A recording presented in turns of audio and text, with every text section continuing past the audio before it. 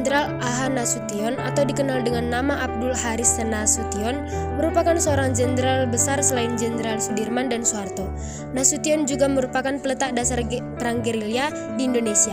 Beliau juga merupakan tokoh militer penting yang lolos dari maut kala peristiwa G30 SPKI meletus. Jenderal Abdul Haris Nasution lahir di Kota Nopan, Tapanuli Selatan, Sumatera Utara pada tanggal 3 Desember 1918. Pria Tapanuli ini lebih menjadi seorang jenderal idealis yang taat beribadah.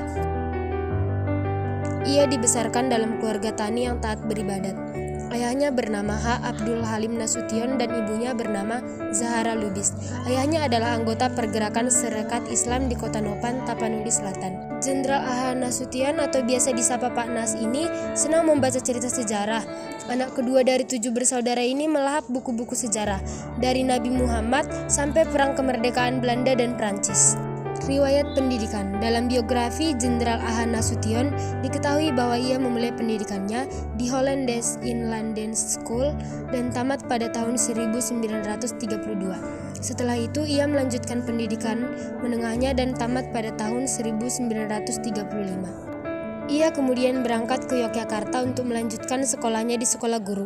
Pada tahun 1938, ia meneruskan pendidikannya di AMS Al-Gimini Mindrebar School, bagian B di Jakarta dan lulus pada tahun 1938. Riwayat pekerjaan. Setelah menyelesaikan pendidikannya di Pulau Jawa, A.H. Nasution kemudian kembali ke Pulau Sumatera dan menjadi guru di Bengkulu, kemudian di Palembang.